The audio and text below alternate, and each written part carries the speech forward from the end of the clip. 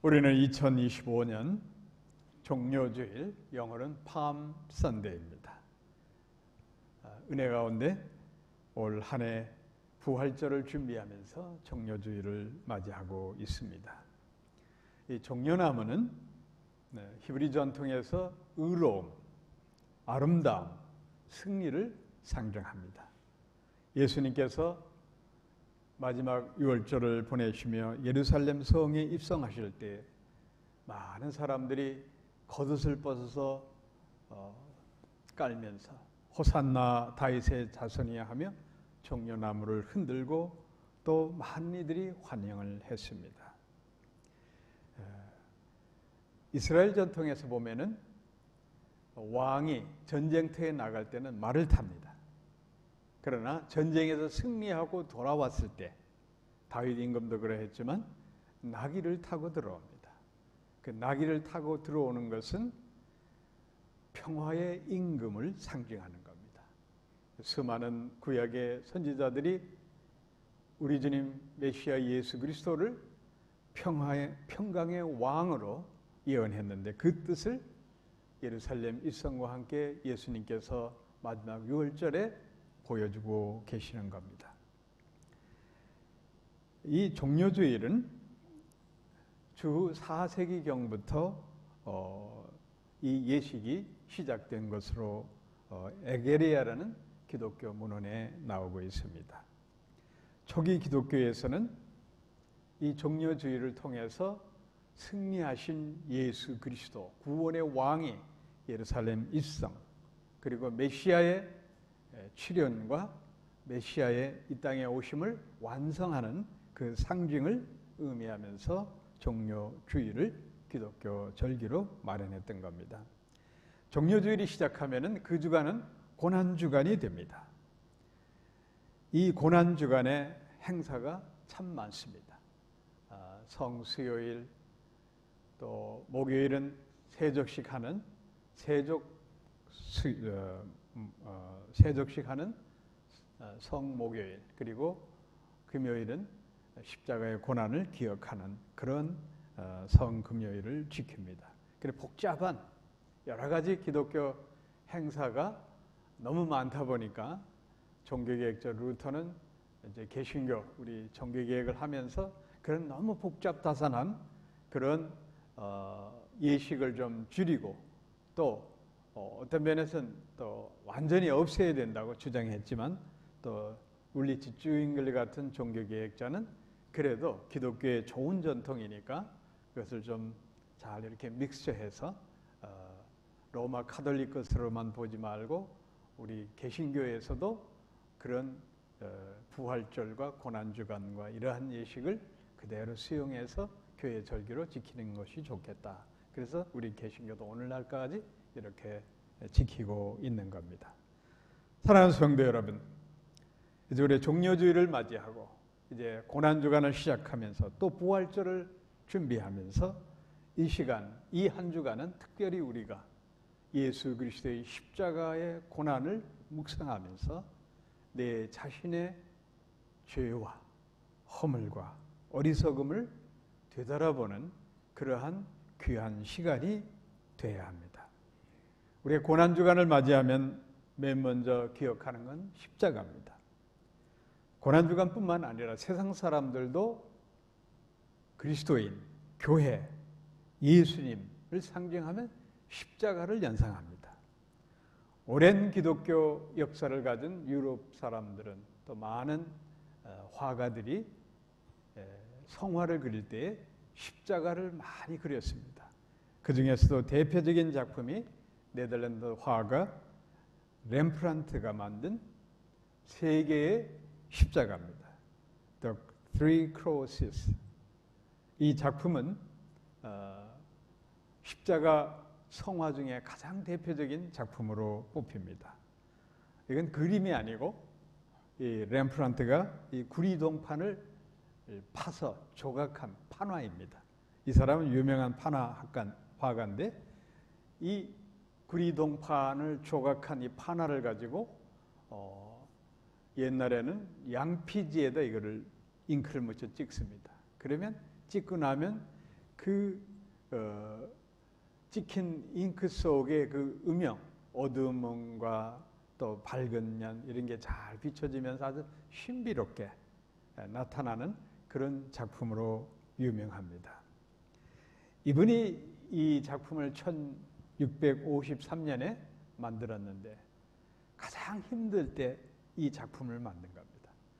14년 전에 빚을 내서 자기 집을 샀는데 이자를 갚지 못하고 집도 경매로 날아갈 판국이고 또 경제적으로 완전 파산이 돼서 좌절과 시리에 빠졌을 때에 이탈리아의 한 부호가 이 렘브란트의 그 예술 그 감각이 뛰어난 것을 알고 작품을 부탁한 겁니다. 그래서 그 유명한 이 아리스토텔레스라는 그런 작품 하나 그려주고 세 개의 십자가, 이 기독교 성화로 아주 대표적인 작품을 남겼던 겁니다. 어쩌면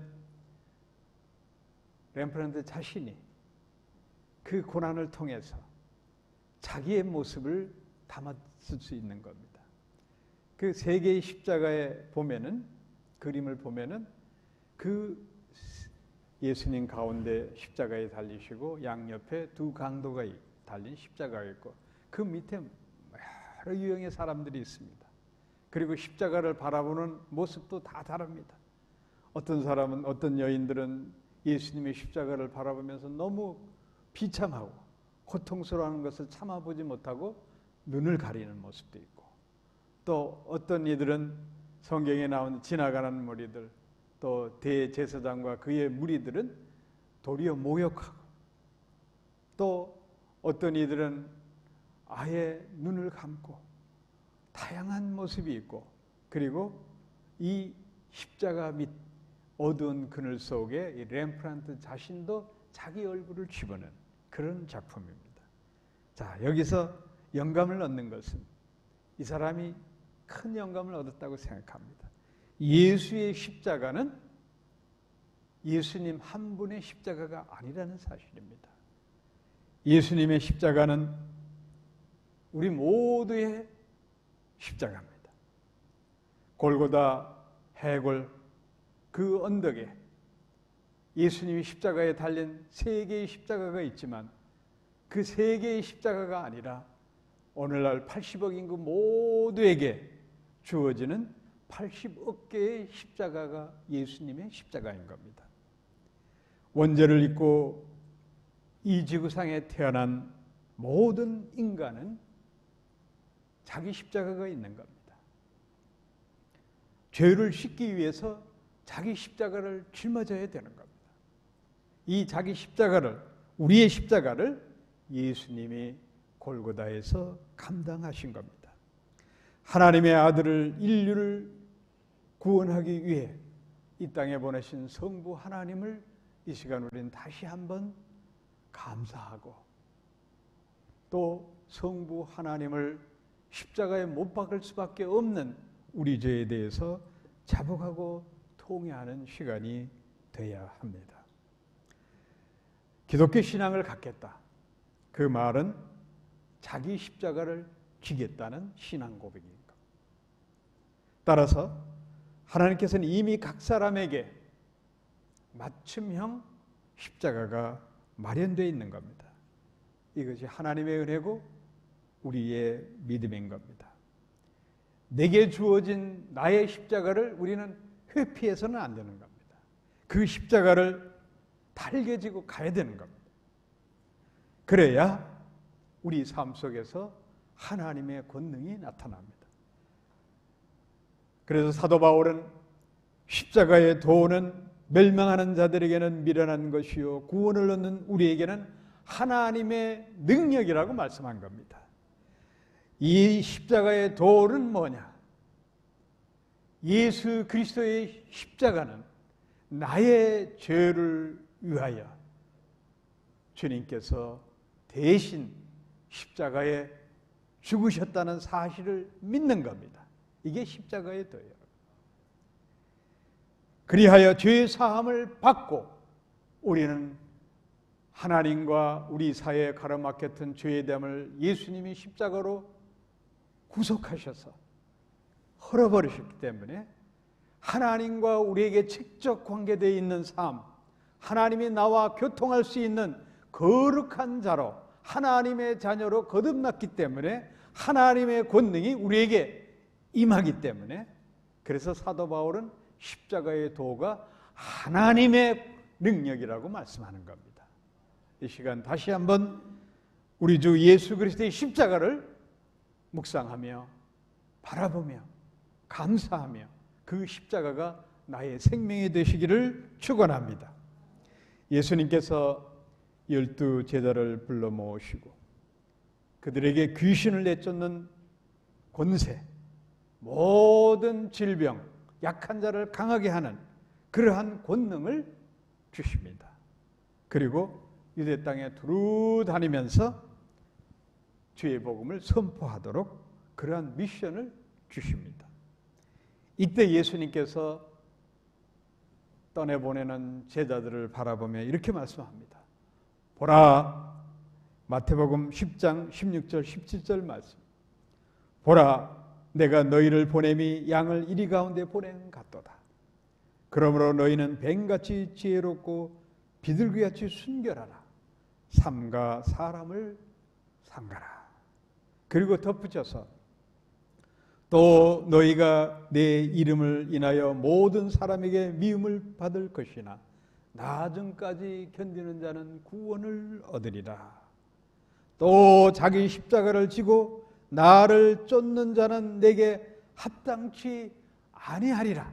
여기서 중요한 말씀, 예수님께서 제자들을 훈련시키시고 첫 번째 미션으로 유대고를 두루 다니면서 귀신을 내쫓고 병든 자를 고치고 주의 이름을 선포하는 그런 미션을 주셔서 나갈 때 중요한 말씀, 자기 십자가를 쥐고 나를 쫓으라는 말씀을 하시는 겁니다. 그러니까 예수님의 십자가의 권능을 제자들에게 골고다 십자가를 지시기 전에 미리 알려주시는 거예요, 여러분. 하나님의 권능은 십자가의 능력으로 우리에게 임하는 겁니다. 왜? 예수님의 십자가 없이는 하나님의 권능이 12제자뿐만 아니라 우리 모두에게 임할 수가 없기 때문인 겁니다.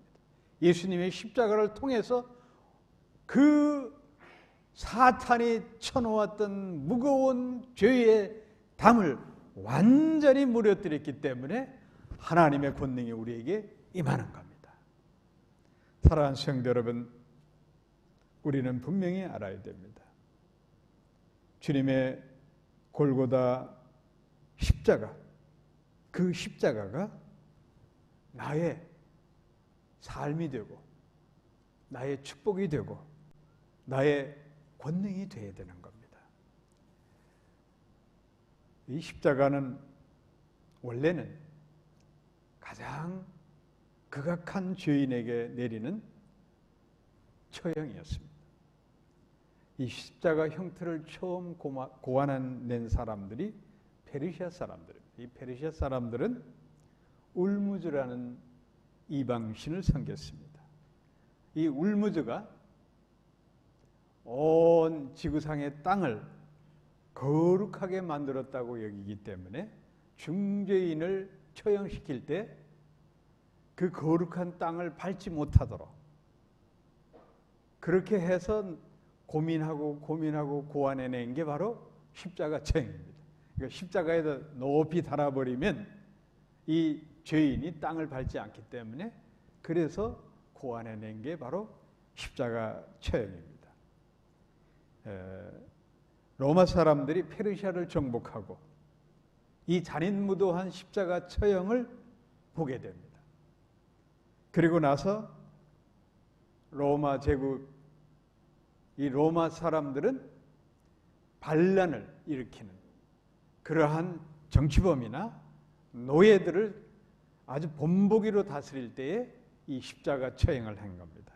그래서 라틴어로 이 십자가 처형을 크루시아레라고 부르는데 영어는 우리가 crucify, 십자가에 매달다 그런 의미입니다. 유대인들도 이 십자가의 처형이 나옵니다. 신명기, 모세오경의 신명기 21장 23절에 보면 나무에 달린 자는 하나님께 저주를 받았느니라 이렇게 기록이 되어 있습니다. 그러니까 유대인들은 십자가 처형을 당하느니 차라리 돌에 맞아 죽는 그게 더 은혜롭다고 생각을 했던 겁니다. 자, 십자가는 이렇게 고안된 것 자체가 아주 흉악한 죄인에게 가하는 최고의 처형 방식이었습니다. 그 십자가를 예수님이 지셔서 오늘날 십자가는 생명의 상징, 병원을 상징하고 레드크로스는 적십자, 전쟁 가운데서도 평화를 상징하고 한마디로 구원과 생명을 상징하는 표징이 됐습니다. 예수님이 안 계셨다고 하면은 이 의미가 있겠습니까? 자, 지금으로부터 2022년 예루살렘 근교 골고다 언덕에 3개의 십자가가 서 있습니다. 오늘 본문 누가복음 27장 13절에 이렇게 기록이 되어 있습니다. 해골이라 하는 곳에 이르러 거기서 예수를 십자가에 못 박고 두 행악자도 그렇게 하니 하나는 우편에 하나는 좌편에 있더라. 이 해골, 사도 마태는 마태복음에서 이렇게 마태복음 27장 33절에 보면 골고다, 즉 해골의 곳이라는 곳에 이르러, 그러니까 골고다를 해골로 이렇게 분명하게 표현합니다. 이 골고다라는 의미는 해골의 장소란 말입니다. 아마도 이 골고다 언덕에 그동안 수많은 십자가 처형을 한 것 같아요. 그러니까 해골이 즐비하니까 골고다라고 불렀던 겁니다. 십자가 못 박히신 예수님은 새벽 이른 아침에 빌라도 법정에 서서 재판을 받으시고 십자가를 지고 골고다에 올라서 못 박히신 시간이 유대 시간으로는 우리 오늘날 시간으로 하면은 오전 9시 정도. 오전 9시에서 운명하신 시간이 유대 시간으로 9시였던 것을 보면은 오후 3시로 보면 됩니다. 그러니까 6시간 동안 예수님께서 십자가에 매달려 계셨던 거예요. 6시에 보면 마태복음에 6시에 오늘날 우리 시간 정오 12시죠. 그때 갑자기 하늘이 먹구름이 끼며 천둥 비바람이 이제 몰아치 그 전까지는 떼학볕이 내리치는 그런 시간이었을 것으로 보입니다. 예수님은 이제 피를 흘리시면서 골고다까지 무거운 십자가를 지고 오르시고 그리고 십자가에 못 박히시고 피가 절절절 흐르고 그러니까 사람이 피가 점점점 빠지면 완전히 기진맥진되는 상태. 이제 죽음의 일보 직전에 가고 있는 거죠. 그 정오 12시 전에 우리가 복음서 전체를 보면은 예수님이 십자가에 달려서 7마디 말씀을 하시는데 이 강도와 양옆에 있는 강도와 대화를 나누는 시간이 정오 12시 전인 겁니다. 그때 이 두 강도 마태와 마가, 사도 마태와 마가는 강도로 러버로 기록을 했고 오늘 우리가 읽은 사도 누가가 쓴 누가복음은 행악자 크리미널로 기록이 되어 있습니다. 이 두 강도가 예수님께 처음에는 마태복음에 보면은 마태복음 27장 44절에 보면 이 두 강도 모두가 함께 십자가에 못 박힌 강도들도 이와 같이 욕하더라 이렇게 기록이 되어 있습니다. 그러면 오른편에 있는 강도, 왼편에 있는 강도 이 두 사람 다 처음에는 예수님을 모욕했던 겁니다. 그런데 오른편에 있던 강도는 자신이 잘못됨을 깨닫는 거예요. 아, 이거 내가 잘못됐다. 그리고 즉시 마음을 바꾸고 회개하게 되는 거예요. 오늘 본문에 기록된 대로 보면 이 오른편 강도를 행악자로 표현하는데 이 행악자 여러 가지 죄를 진 자이지만 어쩌면 이 오른편 강도는 로마 제국의 십자가 처형을 했던 인물들은 대체적으로 보면은 정치범들이 많았기 때문에 역사적 기록은 기독교 문서에 나와 있지는 않지만 이 오른편에 있는 강도는 유대의 열심당원 질러스란 말인데 유대의 열심당원 중에 한 명이었지 않았나. 가론 유다가 유대의 열심당원이었어요. 그러니까 나라의 유대 왕국을 독립시키기 위해서 로마 제국에 항거하던 무리들이 샬롯 땅이라 해서 유대의 열심당원들이 있었습니다. 그런 무리 중에 한 사람이 아니었나라고 보는 신학자들도 있습니다. 그러나 정확한 문서의 기록이 남는 게 없기 때문에, 특별히 성경에 기록되어 있지 않기 때문에 그렇다고 우리가 말할 수는 없고, 분명한 사실 하나는 이 오른편에 있는 강도는 왼편에 있는 강도와 달리 회심을 하는 겁니다. 사람이 변하고, 그리고 예수님을 메시아로, 이스라엘 백성이 고대하던 구원의 왕 메시아로 받아들이는 게 중요한 겁니다. 그럼 오늘 본문에 보면은, 본문 40절에 보면 왼편에 있는 강도가 예수님을 모욕하자 이렇게 질책을 합니다. 내가 동일한 정죄를 받고서도 하나님을 두려워하지 아니하느냐. 이 오른편에 있는 강도는 예수님을 모욕하는 왼편에 있는 강도에게 내가 하나님을 두려워하지 않는, 그렇게 질책하면서 이 사람의 행한 것은 옳지 않은 것이 없느니라. 여기서 이제 옳지 않은 것, 헬라 원어성에 아토포스란 단어를 쓰는데 이 단어는 out of place, 제 자리에 있지 않다는 뜻이에요. 예수님은 죄 없으신 분인데 우리처럼 이 중죄인들이 이 골고다에 십자가에 달려야 할 그 자리에 오실 분이 아니다, 그런 뜻이에요. 이 얼마나 이 오른편에 있는 강도가 베드로가 가이사라 빌립보에서 신앙 고백한 그 이상으로 신앙 고백을 하는 거예요. 얼마나 은혜롭습니까? 이분은 우리들처럼 죄 짓고 이 골고다 해골 언덕에 와서 죽어야 할 분이 아니시다. 그러면서 예수님께 간청합니다. 예수님, 당신의 나라에 임하실 때에 나를 생각하소서, 이렇게 고백합니다. 여기서 나를 생각하소서, 이 말은 큰 의미가 있어요. 미넴스코라는 말인데 이 말은 뭔고 하면은 나를 좋게 좀 생각해달라, 잘 봐달라, 그런 간청입니다. 그러니까 예수님이 이제 오늘 예수님이 십자가에 운명하시게 되지만, 나보다 먼저 운명하시게 되겠지만은, 그러나 나는 저분을 따라가면 죽지만은 내 영혼이 저분을 따라가면 영원한 천국에 들어가는 걸 믿었던 겁니다. 그래서 예수님은 나를 기억하시고 잘 봐주세요 라고 말한 그 오른편 강도에게 분명한 확답을 주십니다. 오늘 본문 43절 말씀, 내가 진실로 내게 이르노니, 우리 함께 따라 하시기 바랍니다. 오늘 내가 너와 함께 낙원에 있으리라. 아멘. 우리도 이 오른편 강도처럼 주님으로부터 내가 너와 함께 낙원에 있으리라, 이 말씀으로 우리는 살아야 되는 거예요, 여러분. 이게 대단히 중요합니다. 사랑하는 성도 여러분, 낙원은 헬라 원어 성경에 파라데이소스라는 단어를 씁니다.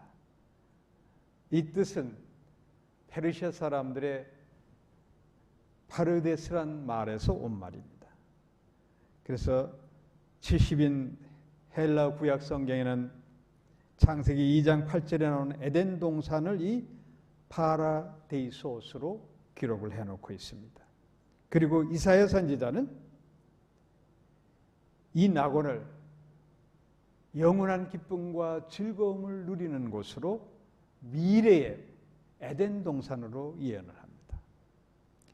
그리고 사도 바울은 고린도서 12장 1절 4절에서 이 낙원을 이 땅에서 의롭게 믿음으로 살던 사람들이 가는 곳으로 그렇게 표현하는 겁니다. 그러니까 믿음으로 의롭게 된 자들이 가는 거예요. 바로 예수를 믿고 예수의 보혈로 거듭난 자들이 가는 것, 그것입니다. 그리고 사도 요한은 요한계시록에서 이 낙원을 계시록 2장 7절에 보면 생명나무 실과를 먹고 영생하는 곳으로 기록해 놓고 있습니다. 자, 여기서 중요한 것은 뭔가 하면은 우리가 궁극적으로 가야 될 곳이 낙원, 바로 천국인 겁니다. 영원한 천국에서 생명수가 흐르는 강가에서 생명실과를 12계절마다 열리는 그 생명실과를 먹으면서 영생하는 것, 그것이 우리 인생의 궁극적 목표가 되어야 되는 겁니다. 이 세상에는 두 강도, 십자가에 달린 두 강도와 같이 죽음을 목전에 두고서도 회개하는 자, 회개하지 않는 두 부류가 살고 있습니다. 사람이 죽기 전에 자기 죄를 자복하고 회심한다는 게 얼마나 어려운지 인류 역사가 증명합니다. 골고다 십자가 밑에서 지나가는 사람들이 예수님을 비난하는 내용이 마태복음 27장 40절에 이렇게 기록이 되어 있습니다. 내가 만일 하나님의 아들이거든 자기를 구원하고 십자가에서 내려오라. 예수님이 십자가를 우리 죄를 위해서 지시고 죽으신다는 사실을 오히려 모욕하는 겁니다. 이렇게 예수의 십자가를 모욕하는 자들은 2000년 전이나 지금이나 너무나 많은 겁니다, 여러분. 아니, 예수를 믿는다고 교회 나오는 자들까지도 십자가의 은혜와 능력을 믿지 않고 있는지도 모릅니다. 예수를 믿는다는 사실은 예수의 십자가에 나도 함께 죽어지는 겁니다. 그리고 물과 성령으로 거듭난 자들이 낙원, 영원한 천국에 우리가 들어가는 겁니다. 사람이 자기 죄를 자복해야 예수의 십자가가 나의 십자가가 되는 거예요, 여러분. 끝까지 죄를 자복하지 않는 무리들이 교회에 나오고 교회 직분까지 받은 사람들이 있어요, 여러분. 이걸 우리는 명심해야 돼요. 마지막 5분, 오른편 강도 회개합니다. 이 믿음이 우리에게 필요한 거예요, 여러분. 끝까지 회개하지 않는 자들이 있어요, 여러분. 자기 심령과 자기 생각과 자기 종교심으로 십자가를 바라보는 무리들이 있어요. 오늘 오른편 강도를 통해서 우리는 배워야 됩니다. 진심으로 통회하고 예수님 십자가 없이는 천국에 갈 수 없다. 그리고 뉘우치는 이 회심이 필요합니다. 자, 여러분, 두 강도는 인생의 최종 마지막 숨 떠나는 그 순간에 아주 극명하게 달라지는 겁니다. 오른편의 강도는 예수님을 영접하고 그리고 주님과 함께 영원한 나라에 들어갑니다.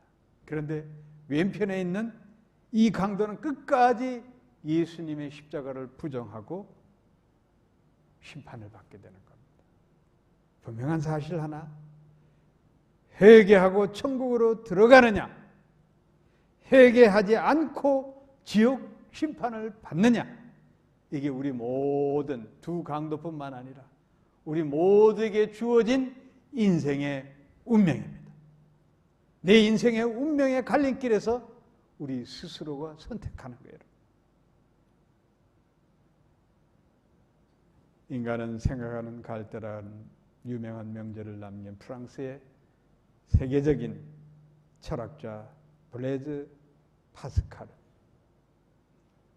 이분의 깨달음을 우리는 배울 필요가 있습니다. 이분은 어려서부터 신동이었어요.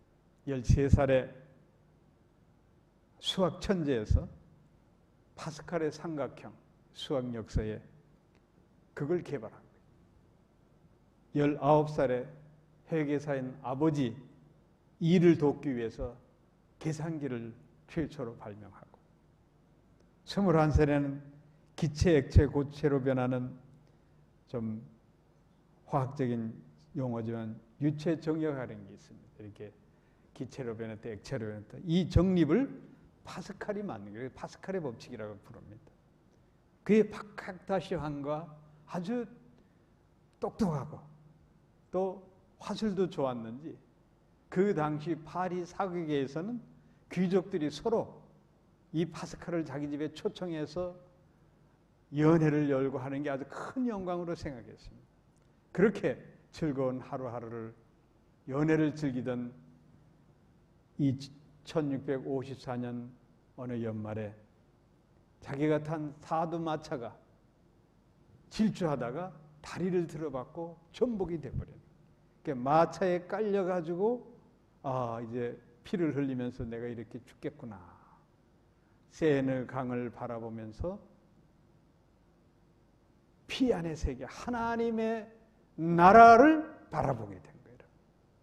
그때 이 사람이 예수님을 다시 한번 재조명하게 되고 예수님의 십자가 사건을 다시 한번 깨닫게 되고, 그리고 내가 살아나면 그동안 미직지근하게 믿었던 신앙 버리고 진정한 그리스도인으로 내가 살겠다. 그렇게 마음 먹고 그 다음부터는 철학자가 아니라 죽을 때까지 신학자로 살아간 사람입니다.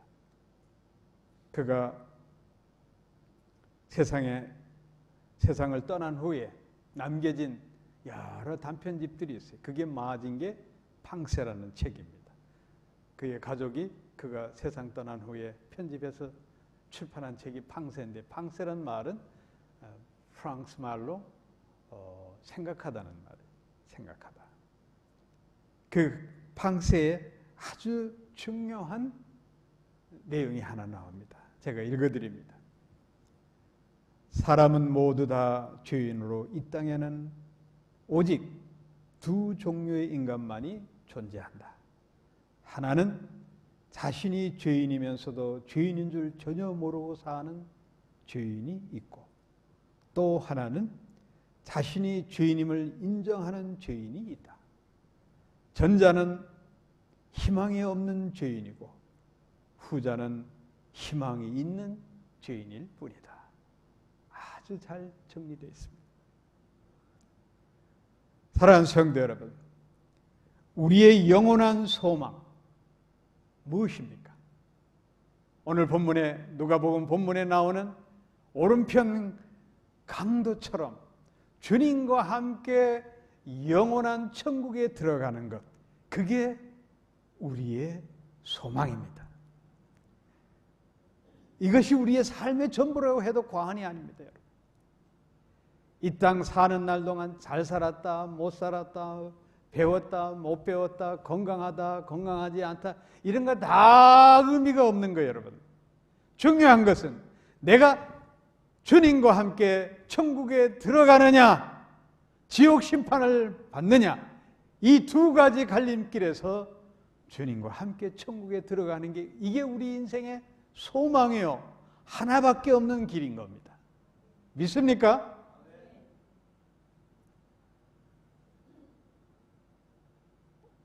오늘 주님께서 하신 말씀이 우리 가슴에 남아야 됩니다. 주님께서 오른편 강도에게 뭐라고 말씀하셨어요?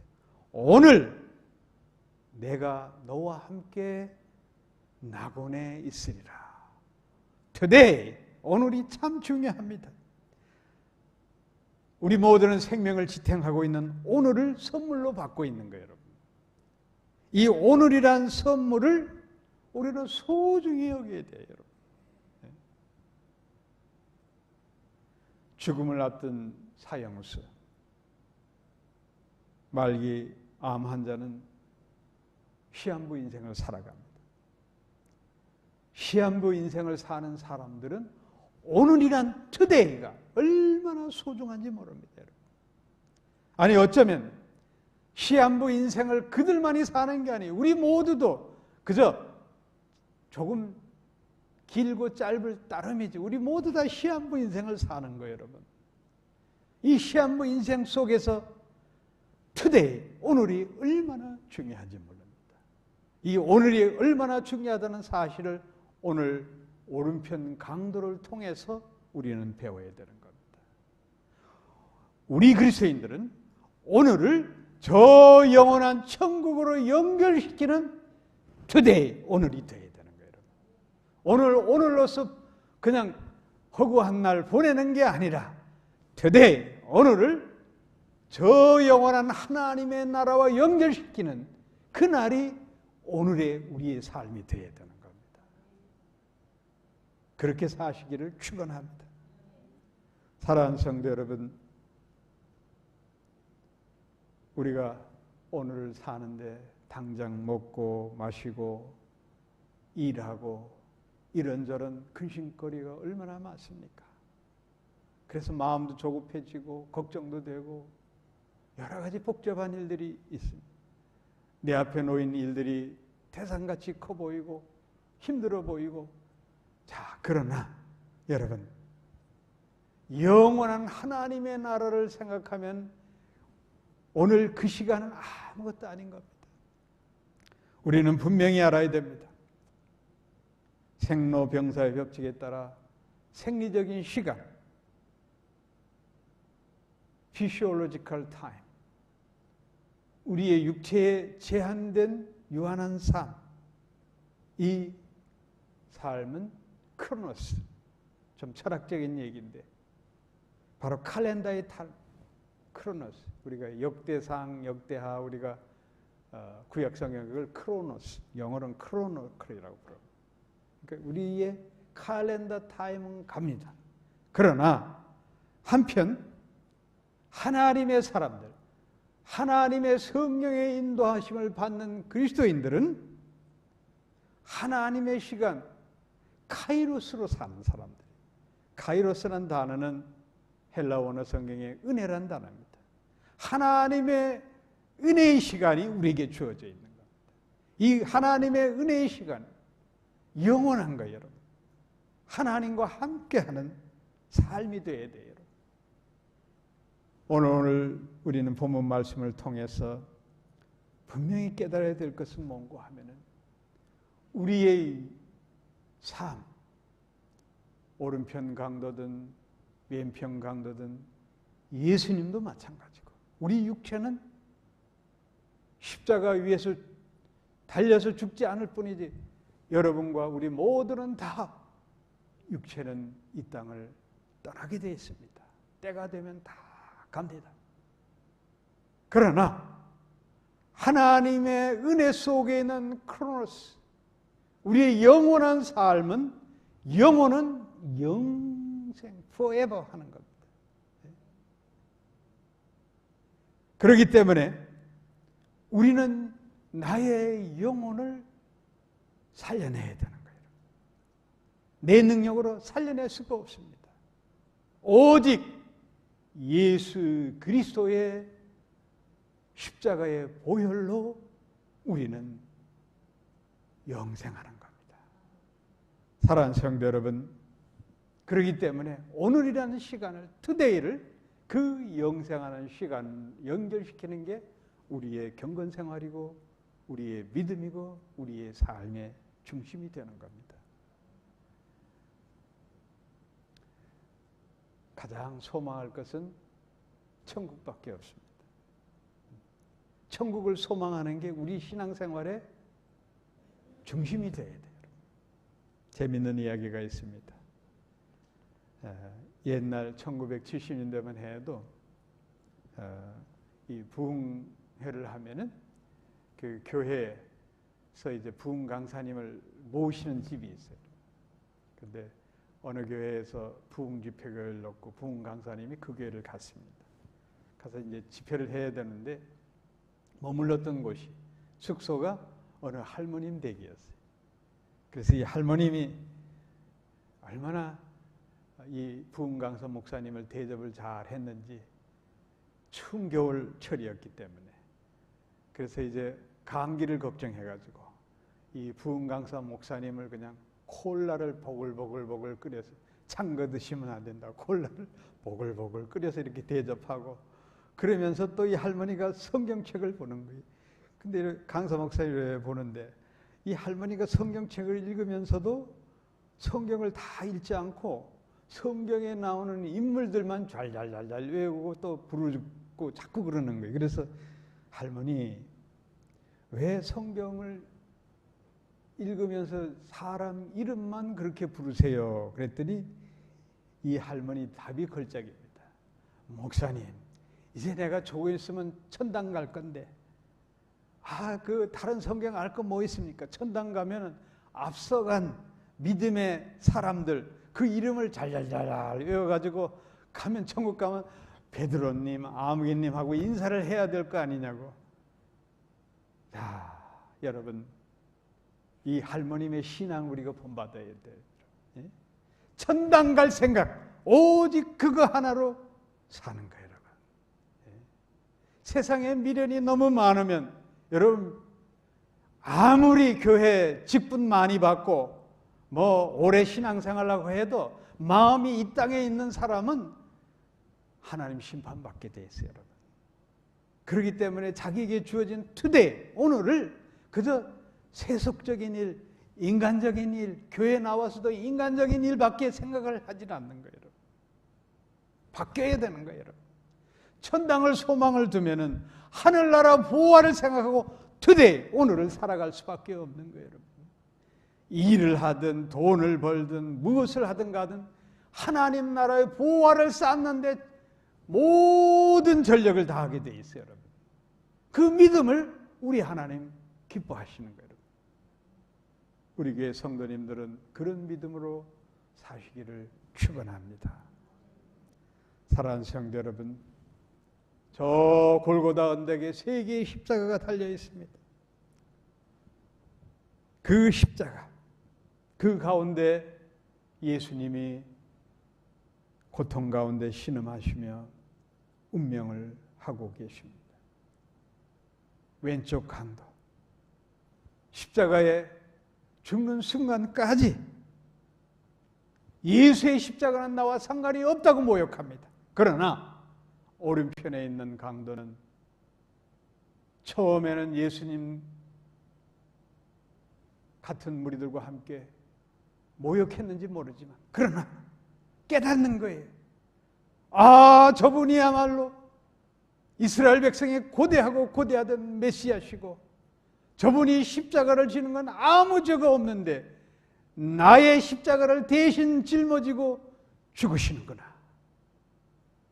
저분을 붙잡아야 되겠다. 주님, 예수님, 이 불쌍한 영혼을 주님 나라 들어가실 때 기억만 해주세요. 잘 봐주세요. 주님 응답하십니다. 오늘 내가 나와 함께 천국에 임하리라. 찰스 스필전 목사님은 이 구원받은 강도를 예수님의 지상 최후의 동반자이고 지상 최고의 최초의 동반자이다. 천국의 최초의 동반자라고 말했습니다. 베드로, 야고보, 요한보다 먼저 오른편 강도가 천국에 들어갔습니다. 할렐루야. 우리도 오른편 강도와 같이 주님과 함께 영원한 하나님 나라에 들어가는 여러분 되시기를 주 예수의 이름으로 축복합니다. 기도하겠습니다.